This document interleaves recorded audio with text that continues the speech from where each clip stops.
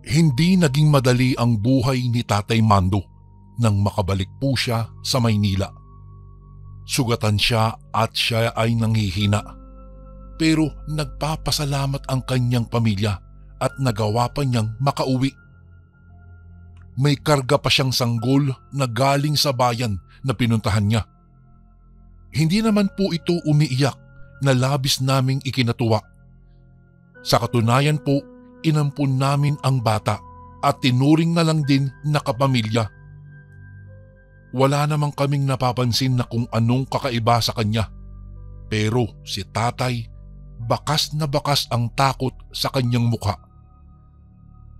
Tinanong ko siya kung sino ang nanay ng bata at kung bakit nasa kanya ito.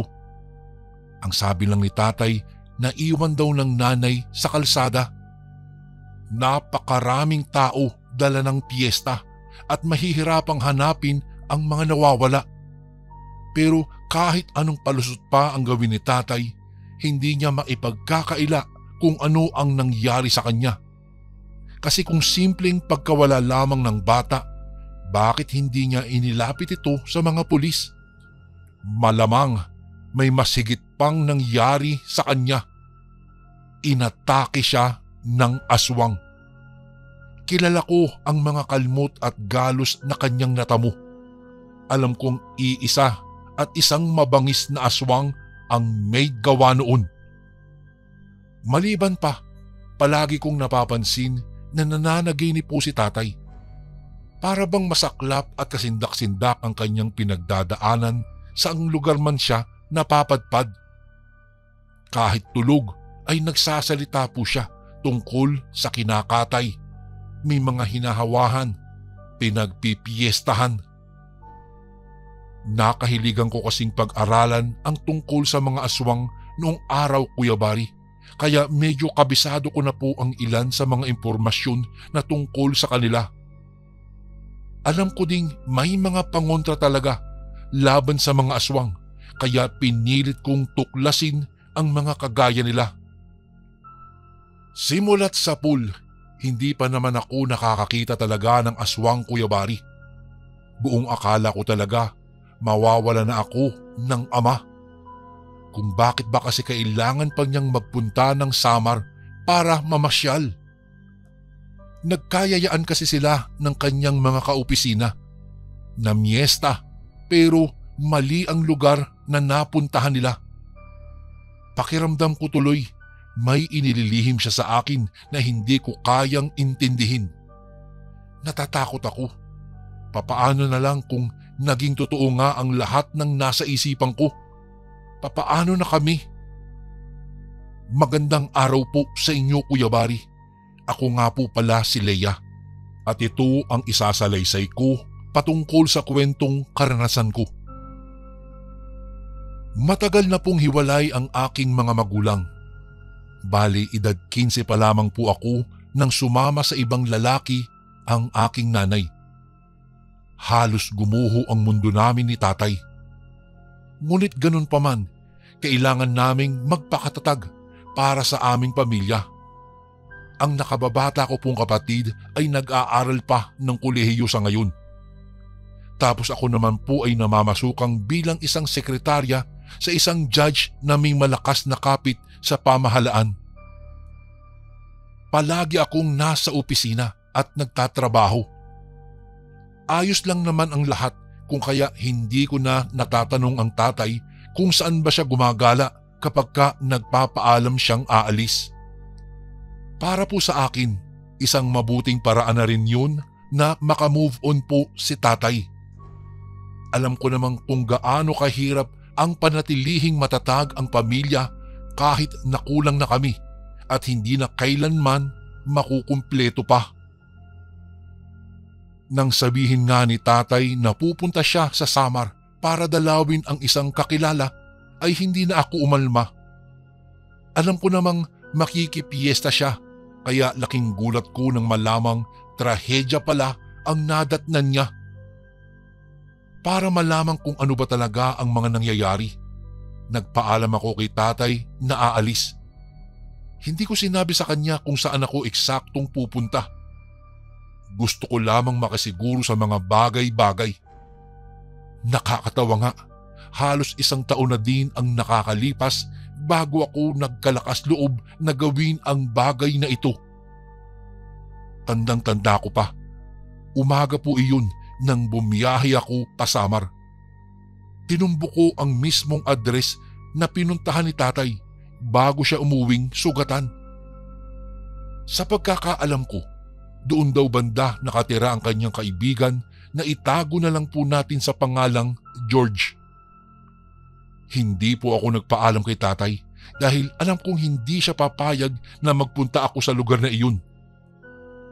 Kababakasan pa ng takot ang kanyang muka habang inaalala ang mga nangyari sa kanya na tanging siya lamang ang nakakaalam.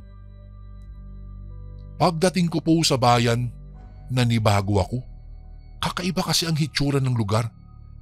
Tahimik pero nagkalat ang mga kabahayan. Ang mga tao ay naroon lang ngunit hindi nagsasalita.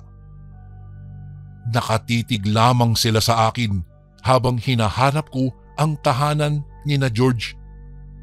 Hindi nga nagtagal, nakarating ako sa isang malaking bahay sa may gulod. Ito ang tinuturo nilang bahay daw ni Mang George. Kaya naman kumatuka agad ako pagdating ko po sa gate nila. Napagtanto kong isa pala itong paupahan. Pinagbuksan ako ng isang matandang babae. Nakaduster po ito na kulay dilaw, tsinelas na Spartan, tapos nakapusod ang kulay puting buhok. Masayahin siya sa pagkakatingin ko po sa kanya. Nakangiti at maliwanag naman ang bukas ng kanyang mukha. Kaso nga lang, may kakaiba akong napapansin sa kanya na hindi ko po maipaliwanag, Kuya Bari. May parang something sa kanyang pagkatao na parang sinasadya niyang itago. Nagpakilala po ako sa kanya. Tumango naman sa akin ang ginang at pinatuloy niya ako. Nagpakilala siya sa pangalang Aling Wilma. Sabi nga ni Aling Wilma, natutuwa daw siya at may mga nagiging bisita daw sila kahit wala namang okasyon. Minsan lamang daw kasi magkaroon ng guest ang kanilang bahay paupahan. Tuwing may malalaking okasyon lamang kagaya ng Pasko, Bagong Taon o di naman kaya ay may gaganaping mahalagang pagtitipon para sa fiesta. Natuwa naman ako dahil kakaunti lamang ang mga tao. Ibig sabihin, makakaobserba ako ng maayos. Pumasok kami sa loob at ipinaghanda ako ng kwarto ng ginang. Kagaya nga po ng inaasahan, walang gaanong tao sa loob. Kung meron man, sila yung mga staff na kakaiba din kung tumingin sa akin. May isa pang ang buntis na parang panandalian akong pinaglihian at talagang kinurot niya ako ng kaidiin na ikinaaray ko.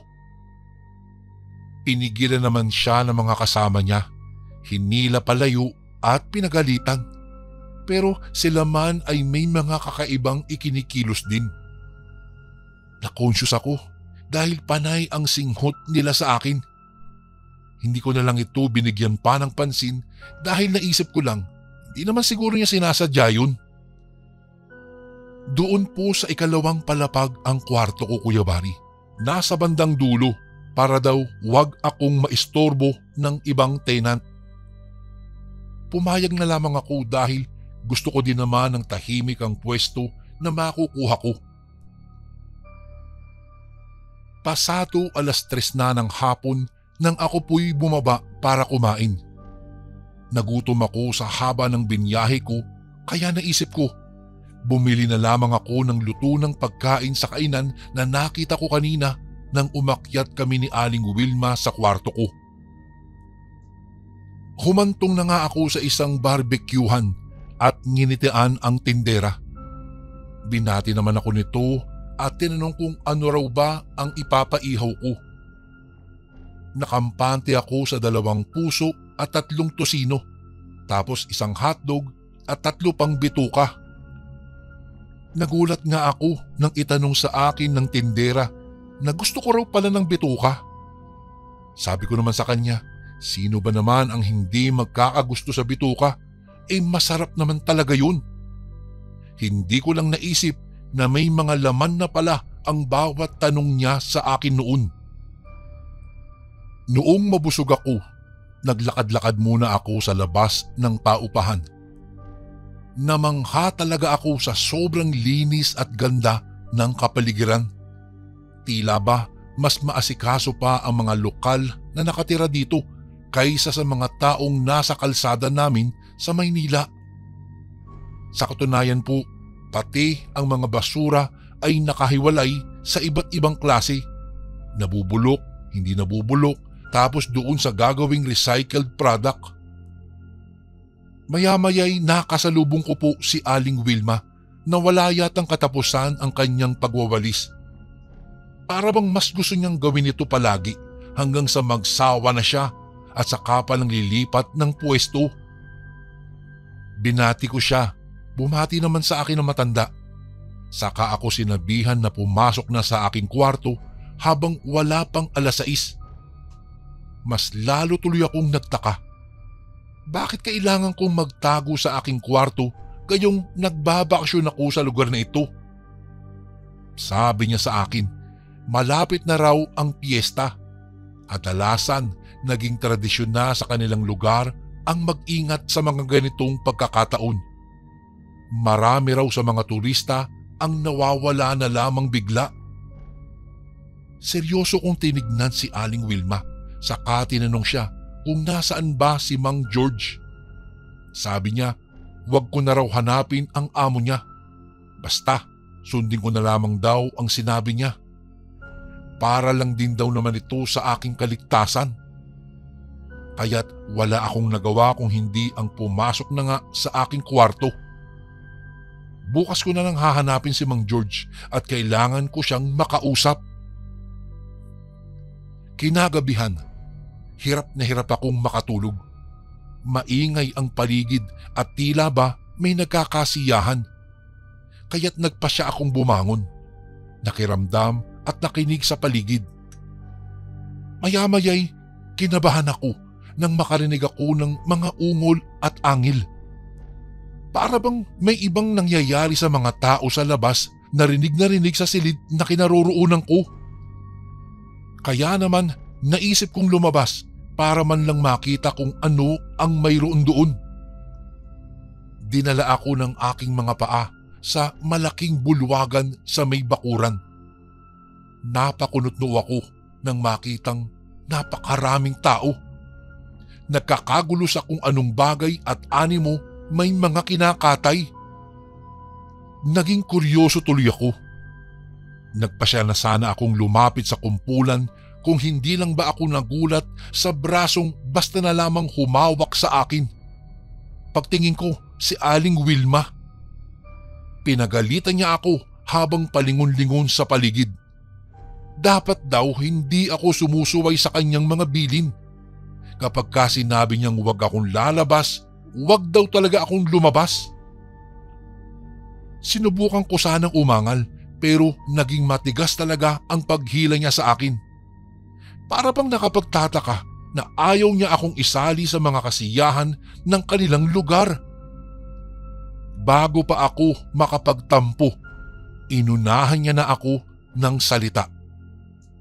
Anya, kailangan ko raw manatili sa kwarto at wag na wag daw lalabas hanggat hindi sumasapit ang umaga. Bilang pagrespeto naman kay Aling Wilma, pumayag na lang ako sa kagustuhan niya. Talagang pinilit kong makatulog kahit sobrang naiingayan ako at naiingganyong lumabas. Gusto ko talagang makisali sa mga nagkakasiyahan dahil mukhang wala naman silang masamang ginagawa. Kaso lang, sa pagmamaldita ko, hindi ko na namalayan na nakatulog na pala ako. Nagising ako kinaumagahan na mataas na ang sikat ng araw.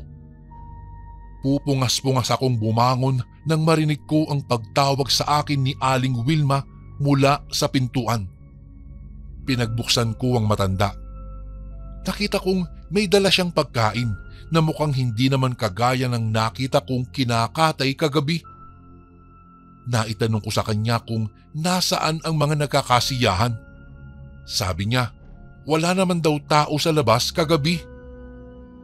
Napakunot noo ako. Uminit ang aking ulo sa kanyang sinabi. Abay, imposible namang yatang mangyari iyon.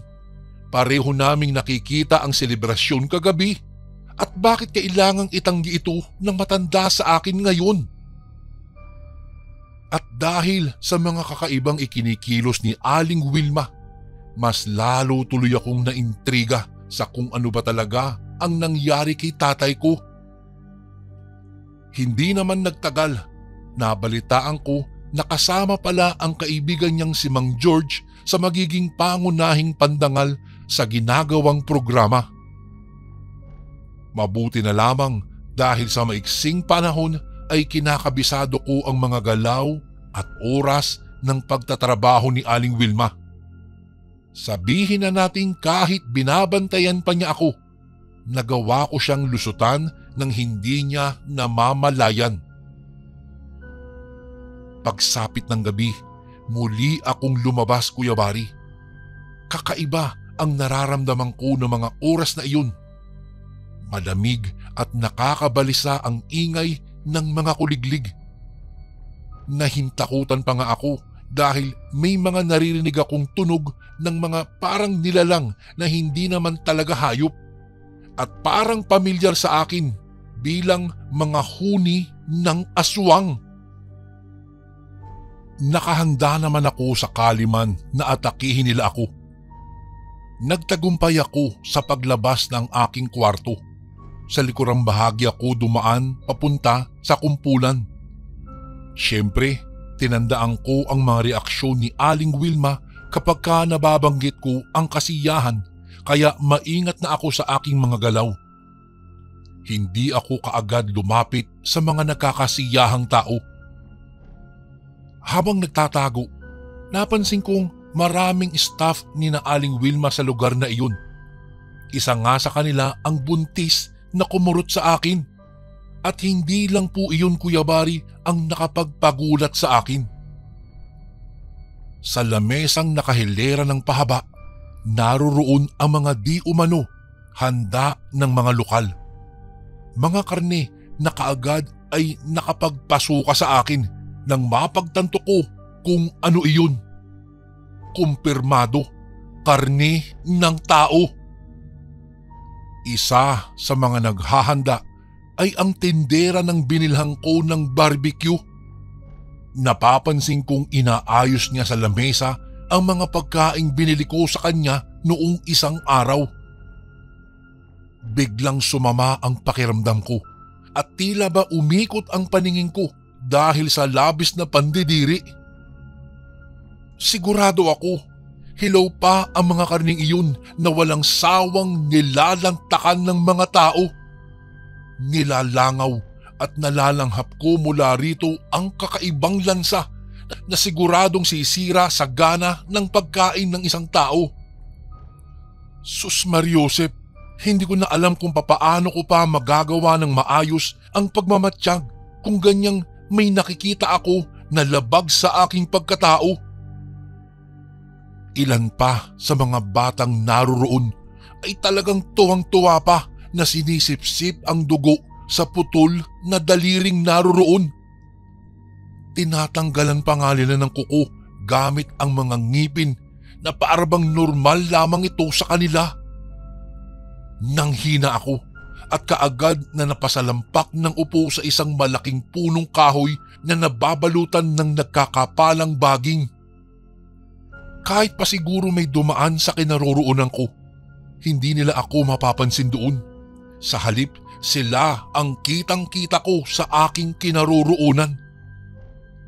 Abalang-abala ang ilan sa pag-aagawan ng dugo, atay at kung ano-ano pang lamang loob na sa tingin ko ay mula din po sa tao.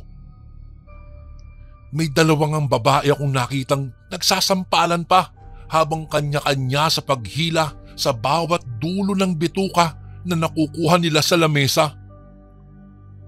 Nagulat ako nang makita kong matapos lantakan ng mga tao ang karne ng kauri namin, may inilabas silang malaking botelya na sa tingin ko po ay langis ang laman noon. Nagdidilaan at naghahaplusan. Para silang mga aso o siguro nga masahol pa sa hayop kung iyong titignan. Saksi ako, Kuya Bari, kung papaano nila pinaligo ang nasabing likido sa kanilang buong katawan. Maya-maya pa, nagulat ako nang mag-iba ang kanilang mga anyo, pati nga ang kulay ng kanilang mga mata. Diyos ko na lang ako nang makitang humaba pa ang dila ng ilan at nagkaroon ng mga pakpak. Tila sila'y mga dambuhalang ibon na ikinampay nila ang kanilang mga pakpak. Kalaunan, lumipad po sila at naiwan akong tulala sa isang tabi. Hindi man lang makapagsalita, nilalamon ng takot sa aking mga nakita. Ngayon, malinaw na sa aking isipan na aswang nga ang nakasagupa ni tatay noong gabing iyon.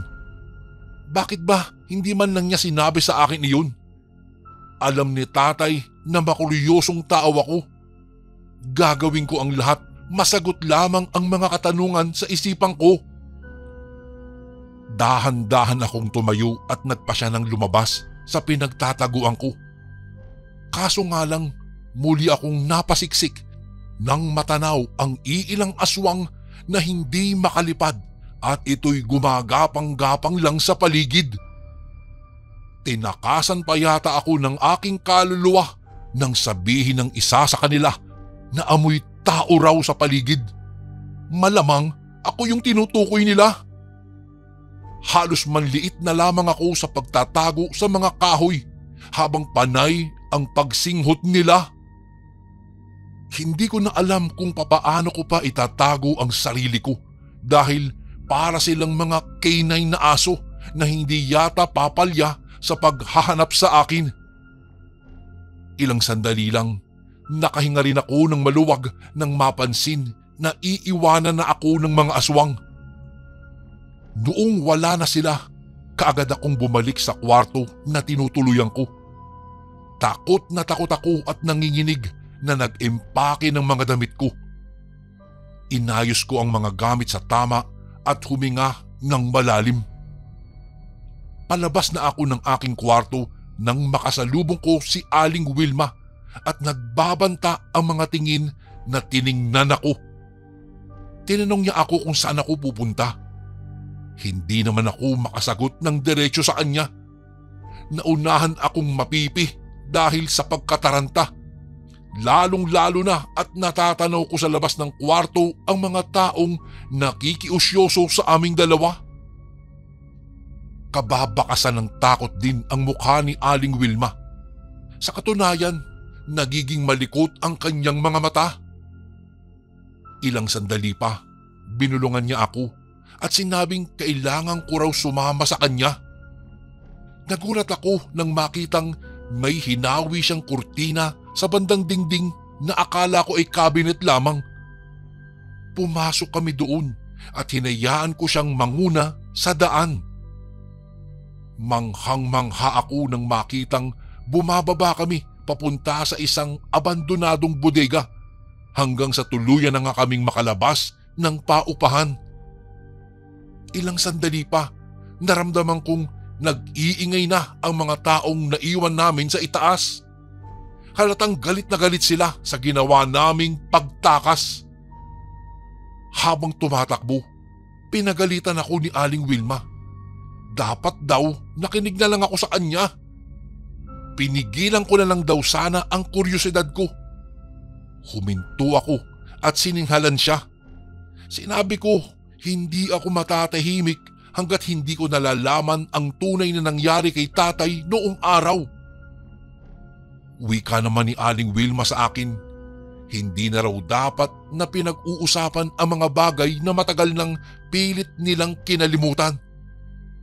Mas lalo tuloy akong nagduda sa mga binitawan niyang salita. Bago pa man siya makapagpaliwanag, sinugod kami ng mga aswang. Ganun na lang ang takot na aking naramdaman ng mga sandaling iyon, Kuya Bari. Sa unang pagkakataon, personal akong nakakita ng aswang. Bayulente at mababangis. Patakbo po silang lumundag sa amin kaya napilitan kaming lumaban ni Aling Wilma. Una kong nahagip ang asin na lagi kong daladala. Mabuti na lamang at marami-rami yun. Kahit may kabigatan itong dalhin. Lahat ng mga nilalang na nagtangkang lumapit sa akin ay agad kong sinabuyan. Totoo pala ang mga kwento na natatakot ang mga aswang sa asin. Akala ko kasi ay haka-haka lamang ang mga iyon. Pero mas nagulat po ako sa kakaibang kinikilos ni Aling Wilma. May katandaan na siya pero namangha talaga ako nang makitang kay bilis niyang makipaglaban. Bihasa siya sa pagtatanggol sa kanyang sarili at may tinatago pala siyang buntot pagi. Ang mga pagsipa ni Aling Wilma sa kalaban na parabang kabisadong-kabisado nito ang bawat pagkilos ng mga aswang. Iwan na siwas pa niyang muli ang hawak niyang pangontra kaya naman hindi siya magawang lapitan ng mga ito. Dahil po sa aking nakita, nagtatakbo ako palapit sa kanya. Inabutan niya ako ng botelya na may lamang langis. Ayon sa kanya, hindi daw ako malalanghap o masusundan ng mga aswang kapag naglagay ako noon sa aking ulo. Agad kong tinanggap, Kuya Bari, at hindi na nagdalawang isip na ipahid nga iyon. Nang bigyan ako ni Aling Wilma ng hudyat, kaagad akong tumakbo. Mabilis at hindi nagpapahuli. Dali-dali akong nagpunta sa mas mayayabong pang kakahuyan para doon siya hintayin.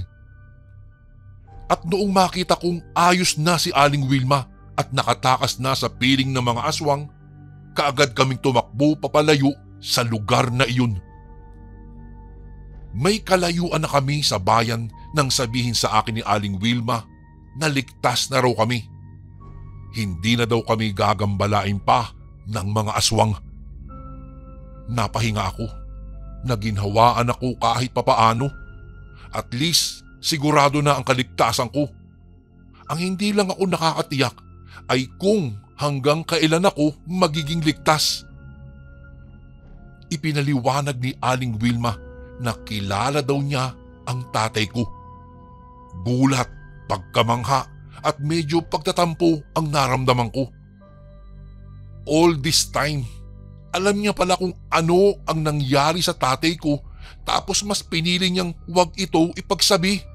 Anong klase namang tao ito si Aling Wilma? Nagmamalasakit siya. Bakit kailangan naming humantong sa ganito?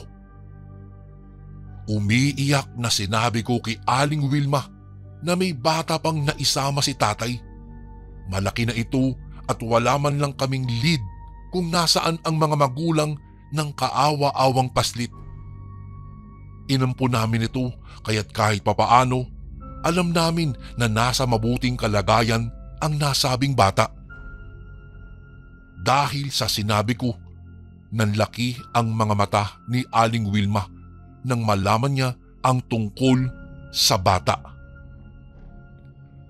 Sabi niya, isa daw sa mga taga-baryo ang nawala ng anak noong nakaraang taon. Ito daw ay nung magkagulo sa plaza kung saan ginaganap ang piyesta. Naging abala daw kasi ang lahat sa paglalantak ng mga dayong alay para sa mga aswang. Nagtatakang napatitig tuloy ako sa kanya, Kuya Bari, at tinanong kung siya ba ay isang aswang. Tumingin sa akin ng diretso si Aling Wilma. Umiling siya. Anya, isa daw siyang lokal na taga-baryo at mananambal.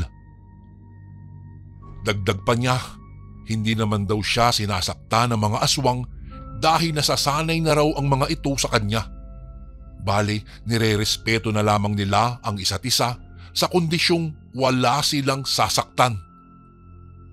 Kaso nga lang daw kung minsan, lumalagpas na ang mga aswang sa batas na sila din lang ang kailangang sumunod. Kaya nga nangyayari ang mga bagay na iyon noong nakaraan. Humantong sa pagkakasakitan dahil sa pagkahayok sa laman. marami ang namatay, marami ang sugatan at may nahawaan.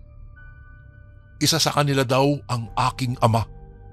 Swerte lang nagawa niyang makatakas, kahit papaano na iligtas ang buhay niya.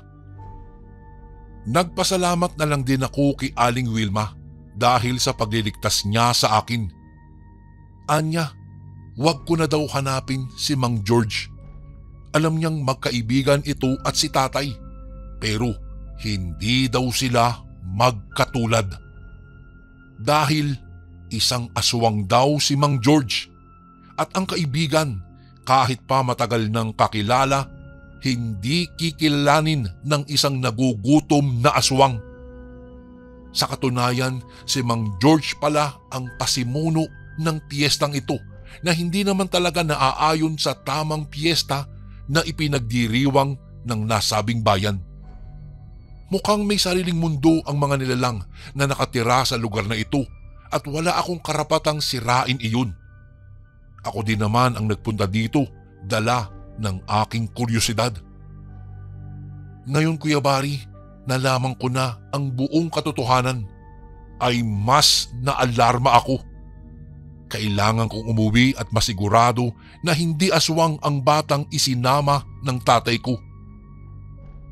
Pagkarating ko po sa amin, mabuti na lamang wala akong napansing kakaiba sa kawawang bata. Isang normal na sanggol lamang pala ito. At dahil sa pangungulit at pamimilit ko kay tatay, sinabi niya ang buong katotohanan. Sinugod pala sila ng mga aswang noong nasa bayan sila.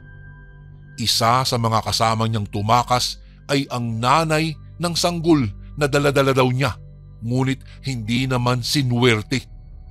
Ipinagkatiwala ng babae kay tatay ang kanyang anak para mailayo ito at mailigtas sa kapahamakan. Yun pala ang dahilan kung bakit siya tumakas at may bit-bit siyang sanggol. Kuya Bari, mas lalo akong bumilib kay tatay. Ngayon, alam ko na ang totoo. Sadyang may mga lugar sa ating mundo na hindi na dapat pa na tinutuklas. Ang mas mahalaga, mabuhay at manatiling ligtas. Kuya Bari, dito ko na po tatapusin ang kwento ng aking tatay. Sana po'y maisama niyo rin po ito sa inyong channel. Lubos na gumagalang, Leia. Ito naman po ang ating pangalawang kwento. Magandang araw sa iyo, Kuya Bari. Itago niyo na lang po ako sa pangalang Rodmel. Nais ko lamang pong ibahagi sa inyo ang kwentong ito.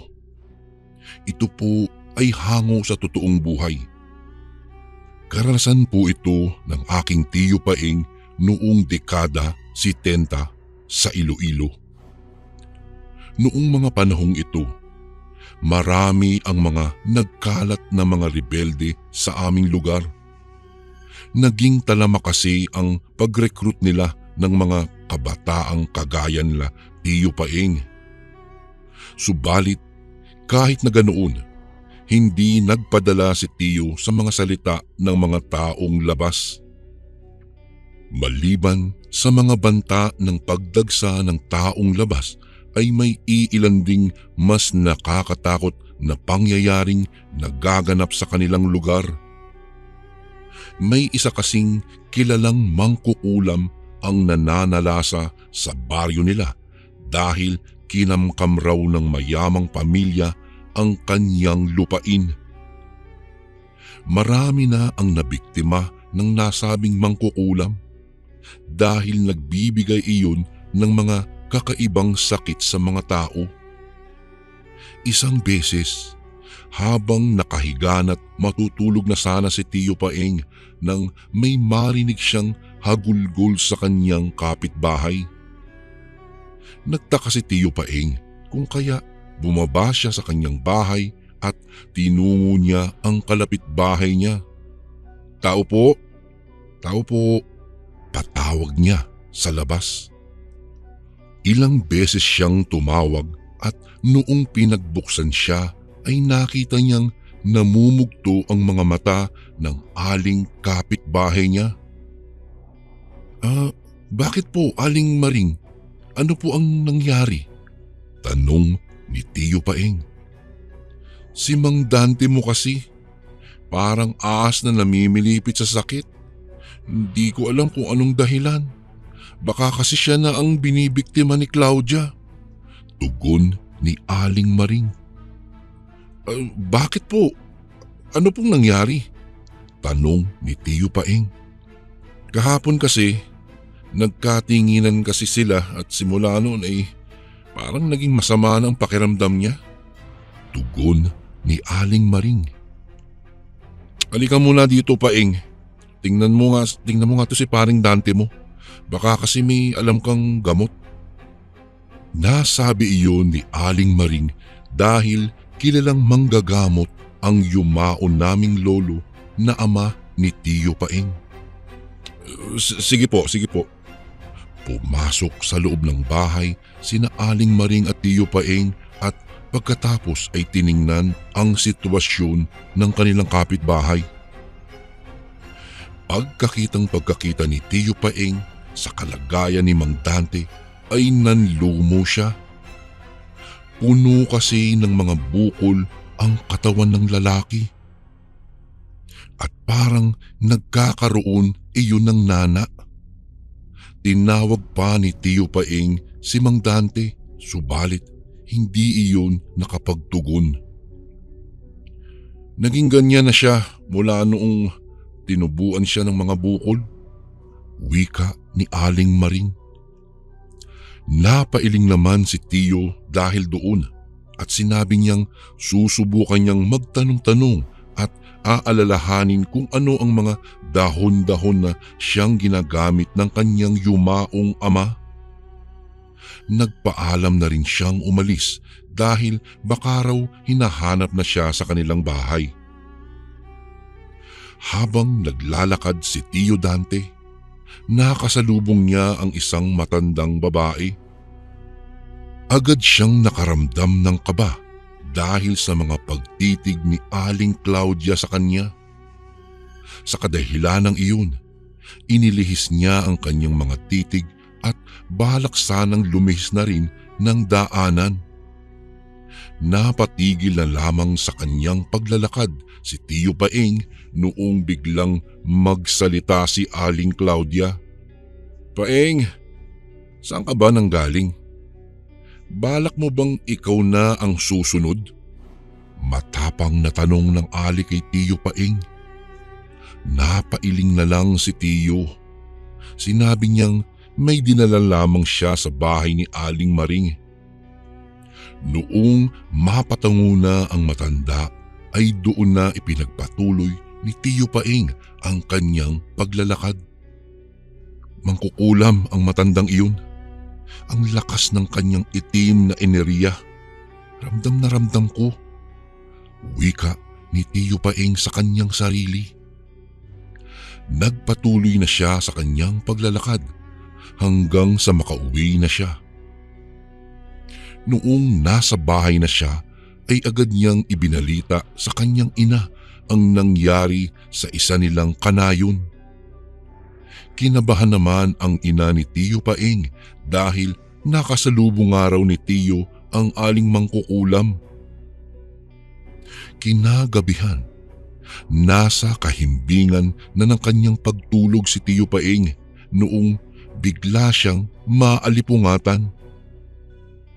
May dumampi kasing malamig na bagay sa kanyang paa at tila hinahawakan iyon.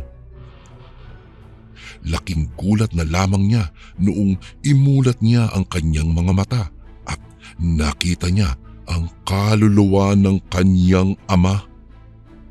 Sa tingin niya ay parang nagliliwanag iyon at nakakasilaw kung titingnan ng diretsyo.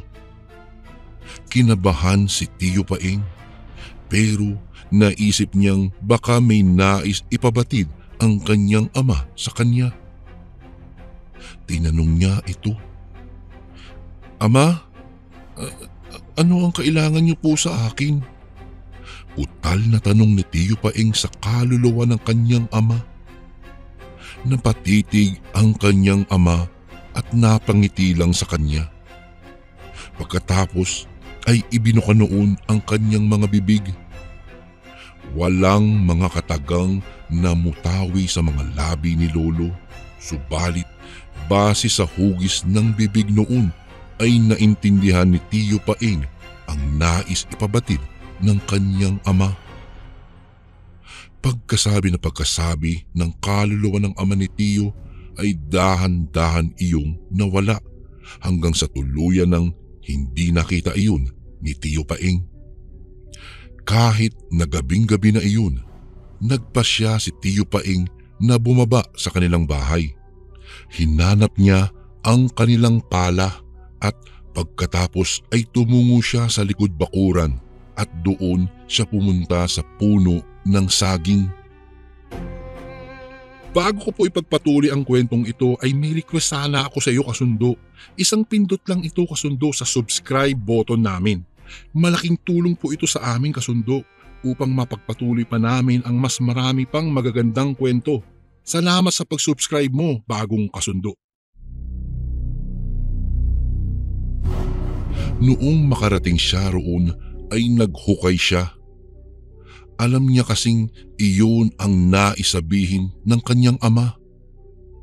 Nang nakapaghukay na siya ng abot hanggang siko, may kung anong nasagi ang pala.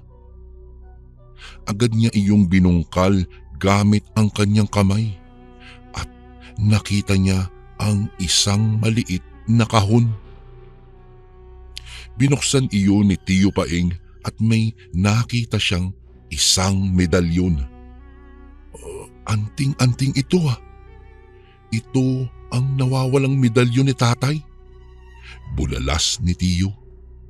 Habang nakatitig siya roon ay may naulinigan siyang tinig na naguutos sa kanyang isuot iyon.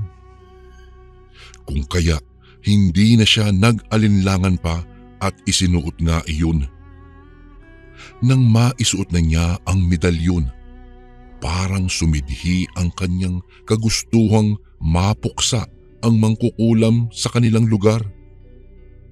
Dahil doon, bumalik siya sa loob ng kanilang bahay at pagkatapos ay kinuha niya ang kanyang itak. Tahimik na naglakad si Tiyo Paeng sa karimlan. Binaybay niya ang daanan patungo sa bahay ni Aling Claudia.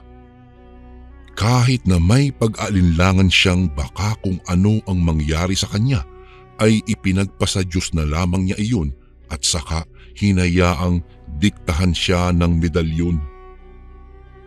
Habang papalapit si Tiyo Paeng sa lugar ng mangkukulam, ay nakaramdam siya ng malakas na enerhiya.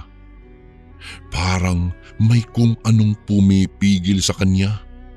Subalit dahil sa bisa ng medalyon ay nagawa niyang magpatuloy sa kanyang paglalakad. Noong nasa tapat na siya ng bahay ng mangkukulam ay nagmatiyag siya. Noong una ay nakasindi pa ang gasera doon. Subalit nang lumaon ay biglang pinatay na rin iyon ng ali. Alam kasi ni Lolo na nagmamatyag na rin ang mangkukulam sa kanyang paligid noong mga sandaling iyon. Kung kaya lumabas na siya sa kanyang pinagtataguan. Aling Claudia, alam kong ikaw ang may pakana ng mga nangyayari sa mga taga-nayo natin. Bawiin mo na ang lahat ng mga ginawa mong sumpa sa kanila at titiyakin ko makakaligtas ka ngayong gabi. Sigaw ni Tiyo Paeng. Hinawakan niya ang nag-iinit niyang medalyon at pagkatapos ay bumulong doon na gabayan lamang siya sa mga kanyang gagawin. Ilang sandali pa ay dumungaw sa bintana si Aling Claudia. Agad naman nakaramdam ng takot si Tiyo, lalo na noong makita niyang may hawak na manika ang mangkukulam. Nakangisi lang iyon habang nakatitig sa kinaroroonan ng aking tiyuhin. Walang ano-ano. Tinusok-tusok ni Aling Claudia ang manikang hawak niya gamit ang isang karayom. Magkahalong mangha at takot ang naramdaman ni Tiyo noong maramdaman niya ang hapdi sa kanyang katawan. "Mangkukulam ka nga!" sigaw ni Tiyo sa Ali. Napatawa lang ang nasabing ginang habang ipinagpapatuloy ang kanyang ginagawa. Nasa ganoong sitwasyon si Tiyo Paing noong makarinig siya ulit ng isang bulong na nagsasabi sa kanya kung ano ang dapat niyang gawin.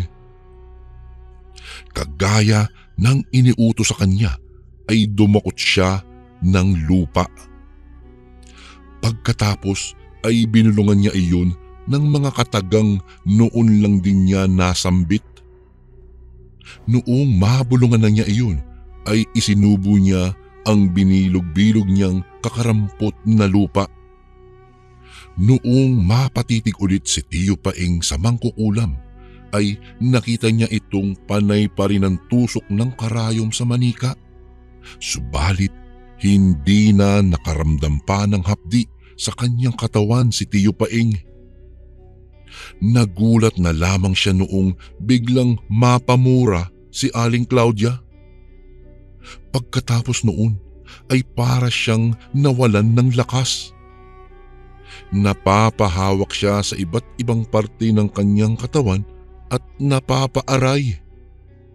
Naisip kaagad ni Tiyo na baka bumalik ang pangungulam ng Ali sa sarili niya. Nagulat na lamang si Tiyo Paing noong nalaglag ang Ali mula sa bintana kung saan siya nakadungaw. Dahil doon, dali-daling nilapitan ni Tiyo ang Ali. "Iyan ang napapala ng mga kagaya mo," wika ni Tiyo Paing. Hindi naman nakasagot si Aling Claudia dahil sa iniindang sakit niya. Hinugot ni Tiyo Paing ang kanyang itak at pagkatapos ay inilapit iyon sa matanda. "Alam mo ba kung ano ang nararapat sa iyo? Ang dapat sa iyo ay mamatay." Sa winika iyon ni Tiyo ay nasindak si Aling Claudia. Namulagat ang kanyang mga mata dahil doon. Wag Paing, maawa ka," utal na wika ni Aling Claudia. "Hindi. Kung nais mo talagang pakawalang kita, Claudia, kunin mo ang sumpa ng mga taga-nayon," wika ni Tiyo. Dahil nasa gitna ng buhay at kamatayan si Aling Claudia, nagawa niyang kunin at bawiin ang sumpang nailipat niya sa mga bawat taga-nayon doon sa lugar nila. Alam ni Tiyo na wala nang kakayahan ang Ali dahil tinamaan iyon sa kanyang likod at hindi na ito makagalaw. Dahil doon ay nagpasya si Tiyo na iwan na ang Ali sa ganoong sitwasyon. Makaraan ang ilang araw, gumaling na ang mga tao sa kanilang nayon. Ngunit nagulat siya sa balita noong malaman niyang nagpatiwakal pala si Aling Claudia. Gumaling na rin ang kanilang kapitbahay na si Mang Dante. Laking pasasalamat ni Aling Maring na asawa nito kay Tiyo Paing. Hanggang ngayon, hindi pa rin makapaniwala ang aking Tiyo Paing sa nangyari. Hindi siya makapaniwala na dahil lamang sa isang medalyon, makakaligtas pala ito ng buhay at magkakaroon ng kapayapaan sa kanilang lugar. Hanggang sa kasalukuyan, nakikita ko pa rin ang medalyon sa dibdib ng aking Tiyo Paing. Maski ako, Kuya Bari, ay talaga pong namamangha sa kapangyarihan ng nasabing medalyon na pamana sa kanya ng kanyang ama. Hanggang dito na lang po ang aking kwento. More power po sa inyong channel at paki-shoutout na lang po ang aking mag-ina dito sa Iloilo. Gumagalang, Rodmel. At ito naman po ang ating pangatlong kwento. Magandang araw po sa inyo, Kuya Bari. Tawagin niyo na lang po ako sa pangalang Osep. Ako nga po pala ay 30 anyos. Gusto ko po sanang ibahagi sa inyo ang kwento tungkol sa naging karanasan ko sa mga aswang at sa tinagurian nilang mutya ng saging. Ayon po sa mga nakakatanda, Kuya Bari, ang mutyang ito ay hindi lang basta alamat. Totoong may mga tao nang naging tagapangalaga nito. Ang sabi, nakaharap daw sa langit ang bulaklak ng isang puno ng saging, pero kapag malaki na ang bulaklak nito, tila taong mapagkumbabang yuyuko na parabang naghihintay ng kung sinong gustong makabatian. Sabi naman ng lola ko, kung talagang may isang taong matapang at desididong makakuha ng mutya, kailangang puntahan ang nasabing puno sa hating gabi at kabilugan ng buwan sa kahintaying mas lalo itong yumuko. Kusang bubuka ang bulaklak nito at ilalabas ang isang nagliliwanag na parang diamante na kailangan saluhin gamit ang bibig. Hayaan daw itong manatili sa bibig hanggang bukang liwayway at magkakaroon ang sinumang tagapangalaga ng walang katapat na lakas na kayang tumalo kahit pahigante ang kalaban. Ingat lang, dahil kapag ninais ng isang taong makakuha ng ganitong agimat ay may pagsubok na kailangang harapin. Biglang mabubuhay ang mga sanga ng saging at magiging kamay, saka mananakal sa taong nakakuha ng mutya. Hindi lang iyon ang kakayahan ng mutya ng saging. Ayon naman sa mga katutubo, ang mutya ay pwedeng ilagay sa plato kapag may nagkasakit sa isang tahanan. Kapag nanatiling nakadikit sa plato ang isang mutya, ibig sabihin ay mamamatay di umano ang pasyente, kaya kailangan ng madamdaming magdarasal. Ngunit sa kaso ko, Kuya Bari, iba naman ang naging pagsubok ko nang makuha ko ang mutya ng saging. Masaya lang akong naninirahan bilang isang ordinaryong magsasaka na inaabala ang sarili sa lupaing sinasaka ko na minana ko mula pa sa aking mga magulang. Pagtatanim ng gulay ang aking libangan na siyang pinagkukunan din namin ng aking asawa ng pangangailangan namin sa bahay. Simple lang po ang buhay sa bukid, tahimik at walang gulo. Pinili kong ilayo ang aking buhay mula sa maingay at magulong syudad kung saan ako lumaki. Nang maipanganak kasi ako ng aking mga magulang, ay kinuha ako ni Lola para dalhin sa syudad. Siya ang nagpaaral sa akin mula elementarya hanggang high school. Kahit naman nasa syudad na kami, Kuya Bari, hindi iniwan ni Lola ang lahat ng nakagawian namin sa bukid. Sinusunod pa din namin ang lahat ng mga pamahiin at paniniwala. Kahit papaano, nakabuti sa akin ang pag-aaral dahil marami akong natutunan. Sa tuwing nagbabakasyon ako sa probinsya, nagkakasabikan kami ng aking mga magulang. Para bang sa halip na magkailangan sa tagal naming hindi nakikita, ay mas naging malapit kami sa isa't isa. Nang magbinata po ako, nagtrabaho ako sa isang talyer. Kaso lang, nakilala ko ang pinakamagandang babaeng nagpatibok sa puso ko. Alam kong masyado pang maaga para mag-asawa po ako, pero parehas kaming tinamaan ni Sonia ng pagkagusto. Niligawan ko po siya at kalaunan ay sinagot niya ako. Walang pagsidlan ang aking tuwa nang maging magkasintahan kaming dalawa. Lahat ng masasayang alaala ay alam kong pinagtibay ang aming samahan. Makalipas lang ang 3 buwan, inalok ko po siya ng kasal. Gayon na lang ang tuwa ko nang sagutin niya ako ng matamis na oo. Kaagad kaming ikinasal sa probinsya kung saan po ako ipinanganak. Masaya kaming nagsama ng aking asawa at naging magkatuwang sa aming munting sakahan. Mas lalong dumoble ang aming saya nang isang magandang balita ang dumating sa amin ni Sonia.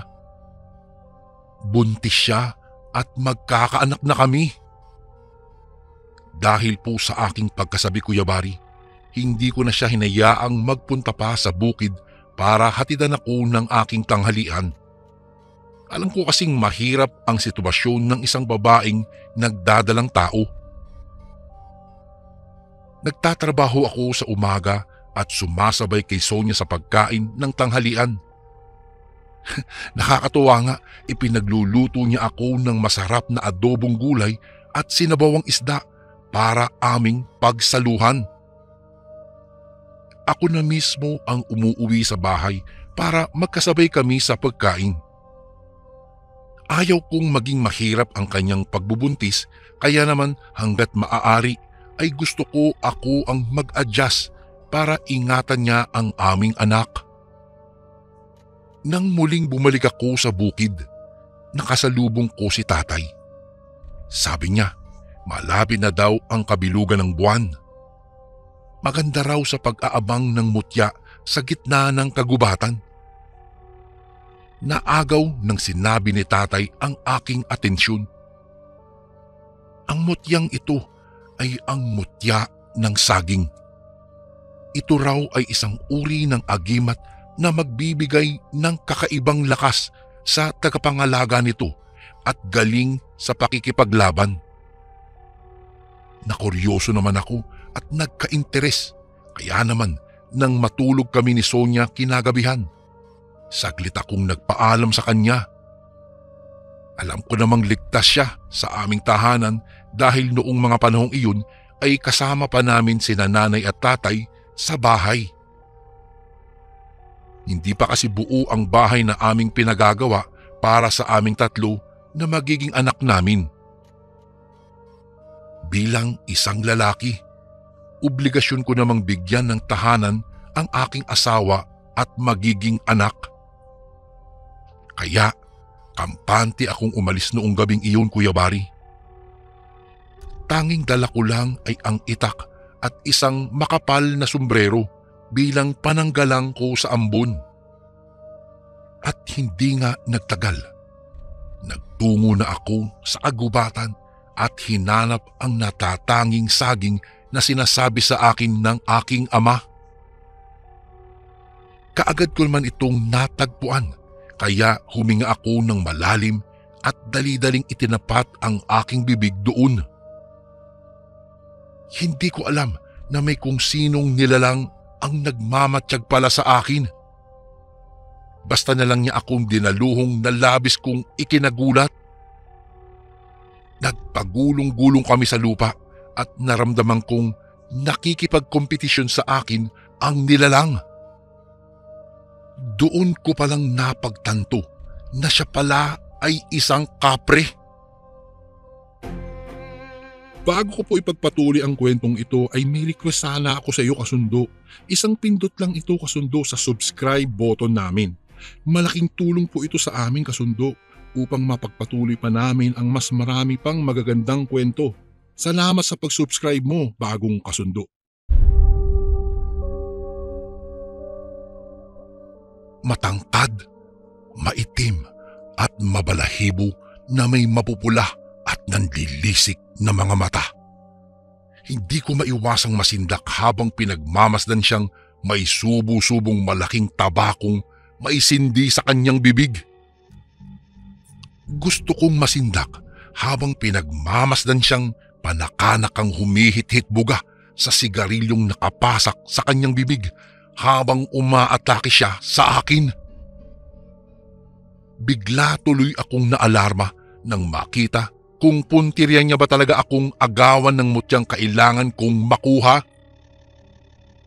Dali-dali akong nakipag-unahan sa kanya sa pagsalo nang makita ko ang pagliwanag ng mutya na tila ba isang kumikinang na diamanting papahulog na mula sa bulaklak. Iningang ako ng malaki ang aking bibig kaya walang pakundangang nasalo ko nga ang mutya, Kuya Bari. Hinayaan ko itong manatili sa aking bibig at nakipagtagisan ng lakas sa kapre. Sa bawat atake niya ay hindi ko maiwasang mamangha talaga. Tunay ngang may kakaibang kapangyarihang taglay ang mutya ng saging dahil magkasing lakas na kami ng nasabing nilalang. Nang matalo ko siya, ay tila yumukod pa sa akin ang nilalang na tila ba kinikilala ako. Tuwang umuwi ako sa bahay pero wala akong kahit na pinagsabihan tungkol sa mahalagang mutya na nakuha ko. Inabala ko na lang ang aking sarili sa pag-aasikaso ng aming taniman at iwinaglit sa isipan ang pangyayaring iyon. Natatandaan ko kasi ang sinabi ni Lola na kapag taglay ko ang mutya ay huwag ko itong ipapaalam sa iba o ipagmamalaki dahil mawawalan daw ito ng bisa. Isang araw, nagtaka ako nang sa pag-uwi ko sa bahay ay may kausap ang aking asawa. Sa tingin ko, nagtatawaran silang dalawa. Nasa bintana lang si Sonia at ang matandang babae ay nasa labas naman ng bakuran. Pinipilit niya ang aking asawa na bilhin ang inilalako nitong kakanin pero tumatanggi naman si Sonia. Bakas sa mukha ng aking asawa ang pagkabalisa lalo na't medyo bumabangis ang mukha ng matanda na bigla namang bumait matapos niya akong makita. Nararamdaman ko ang takot sa boses ni Sonia kaya tinanggal ko ang sombrero at lumapit ako sa tindera. Hindi ko napigilang sumabat sa kanilang usapan. Gusto kong malaman kung anong klaseng kakanin ba ang ipinagbebenta ng matanda pero biglang sumikdo ang aking dibdib nang matitigan ko ang tindera na agara namang inilihis ang kanyang mukha mula sa pagkakatitig ko. Pansin ko lang, pamilyar ang kanyang mukha. Ilang beses ko na siyang nakita sa bayan sa tuwing magkasama kami ni Sonia sa pamamalengke. Nang mapansin niyang tinititigan ko siya, ay bigla siyang namutla. Hindi siya komportable at parang naging balisa nang mapansin niyang nakatitig na ako sa kanya. Naudlot lang ang bala ko sanang pagsilip sa kanyang dalang bilao nang tawagin akong bigla ni Sonia. Pinapasok niya ako sa bahay kaya magalang kong nginitian ang matanda sabay lapit sa aking asawa. Nang makapasok ako sa bahay, nanginginig na pala sa takot si Sonia sabay turo sa botelya ng langis malapit sa bintana. Napakunot noo ako at biglang nagpalipat-lipat ang tingin sa pagitan ng langis at sa matanda. Sinubukan kong timbang-timbangin ang mga nakikita ko. Dumagundong ang aking dibdib nang mapansin kong matindi ang pagkulo ng lana sa loob ng botelya na para bang mababasag na, kaya naman napatingin ako muli sa matanda. May sumagi sa isipan ko at tila ba binulungan akong muntik nang mapahamak ang aking asawa kung hindi ako dumating. Sa kakaibang kilos pa lang ng matanda ay may hinuha na ako kung ano sana ang balak niyang gawin. Kung hindi ako nagkakamali, aswang ang matanda at mukhang balak pa niyang aswangin ang aking asawa. Naipangako ko na lang sa aking sarili na hindi na gagawa ng gulo pa, pero kung hahayaan kong balik-balikan kami ng aswang ay alam kong maghahasik siya ng lagim. Walang paalam na hinila ko ang aking asawa palayo sa bintana. Alam kong kailangan ko siyang ilayo sa matanda. Anya, ilang beses na daw itong pabalik-balik sa aming bahay na itinataong wala ako at abala ako sa bukid. Niyakap ko si Sonia at sinabi sa kanya na mag-iingat palagi. Hindi ako papayag na may mangyaring masama sa aking pamilya. Kinagabihan, pabiling-biling ako sa higaan. Mahimbing nang natutulog si Sonia pero hindi po ako mapakali, Kuya Bari. Hindi ko magawang pumikit lalo na't kay ilap sa akin ng antok. Kabadong tumitig ako sa kisame at inalala ang mga nangyari kanina sa pagitan namin ng aking asawa at ng matandang iyon.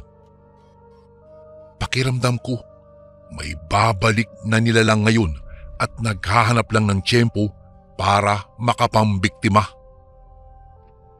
Ipinikit ko ang aking mga mata at ginamit ang talas ng aking pandinig. Biglang lumakas ang kabog ng aking dibdib nang may mapansin ako. May narinig akong mahihinang yapak. Kasing gaan lang ng bulak pero alam kong kasing lupit ng kanyang matutulis na kuko ang sadya niya para sugurin kami. Sigurado ako, bumalik ang aswang para sa aking asawa at higit sa lahat para sa aking munting supling na nasa sinapupunan pa ni Sonia. Bumangon ako at kumuha ng itim na tela saka ikinumot sa aking natutulog na asawa. Ito po ay isa sa mga pamahiin ng mga nakatatanda. Ang babaeng buntis ay masyadong mabango sa pang-amoy ng mga aswang. Kapag matutulog, kailangan silang kumutan ng itim na tela para huwag makita ang kanilang sanggol na kayang tignan ng mga aswang mula sa bubungan. Kinabahan ako, Kuya Bari, pero hindi naman po ako natatakot. Parang nasanay na ako sa labanan mula nang makuha ko ang mutya ng saging, kaya inaasam ko ay mahuli agad ang nilalang na nagbibigay ng takot sa aking asawa. Gagamitin ko ang mutyang mayroon ako para mahuli kaagad ito. Lumabas ako ng bahay at nagtago sa dilim. Napansin ko ang isang bulto ng matandang babae. Tila ba dahan-dahang nagbabago ito ng anyo. Naging isang malaking aso at pumapalibot-libot sa buong kabahayan. Inaamoy-amoy niya ang paligid, kaya buong tapang na nakipagtagisan kaagad ako sa kanya ng lakas matapos ko siyang daluhungin. Medyo nahirapan po ako sa kanyang matutulis na pangil, pero kaagad naman akong nakaisip ng paraan para malabanan siya ng parehas. Walang ingay na hinablot ko ang aking pangontra at iwinasiwas ito sa kanya. Isa itong buntot pagi, dahilan para umangil at masaktan ang naturang aswang. Kakaiba sa orinihal na aso ang kanyang alulong dahil tila ba siya sinasanibang nilalang na pinutulan ng buntot. Ibinalibag ko ng kay lakas ang aswang at isinaboy ko sa kanya ang asin na nasa aking bulsa, kaya dito na nagkikisay ang aswang sabay tirik ng kanyang mga mata. Gumaan ang aking pakiramdam nang mapatay ko ang nilalang. Laking pasasalamat ko sa mutya ng saging na nasa aking pangangalaga at nagagawa ako nitong iligtas laban sa kapahamakan. Hindi lang ako, kung hindi maging ang aking buong pamilya. Hindi ko maintindihan talaga, Kuya Bari, ang aking taglay na lakas. Para akong may superpower na hindi maintindihan talaga. Yung bang pakiramdam na alam kong kayang-kayang kong talunin ang kahit na anong nilalang na masama at tapusin ang kanilang masamang binabalak. Tunay na napakahiwaga po ng mga mutya. Kailangan lang itong gamitin sa tama at huwag natin siyempreng lilimutan na haluan din natin ng panalangin mula sa ating Panginoong Diyos. Magpasa hanggang ngayon po ay nasa akin pa rin po ang mutya ng saging.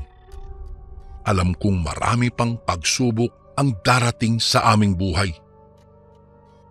Kahit nasa modernong panahon na po tayo, ay naniniwala pa rin ako sa mga masasamang elemento tulad ng mga aswang na nasa paligid lang natin.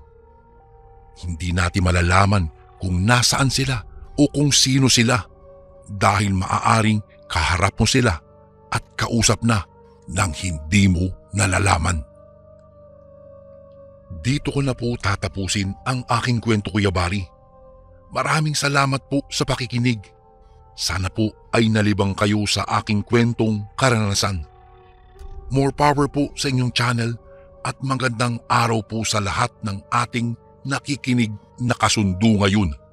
Lalong-lalo na ang mga OFW na patuloy pa ring naghahanap buhay para sa kani-kanilang mga pamilya. Lubos na gumagalang, Osep.